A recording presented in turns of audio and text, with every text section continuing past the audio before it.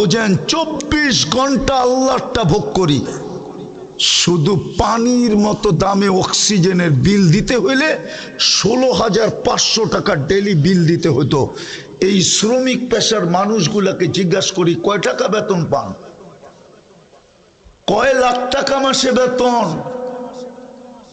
কয় কোটি টাকা মাসে বেতন। প্রতি মাসে তো 4,95,000 টাকা বিল দিতে হতো শুধু অক্সিজেনের। কে বিল দেয়? কে বিল মাফ করে দিছে? হ্যাঁ, কে বিল মাফ করে দিছে? ভালো মতে বোঝেন। এই জন্যই বলছিলাম প্রস্তুতি নিয়ে যেতে হবে, তৈরি হয়ে যেতে হবে, গুছায়া যেতে হবে। আগে জানি কি শব্দ বলছিলাম? প্রথমে সমাধান করে যেতে হবে, সমাধান করে যেতে হবে।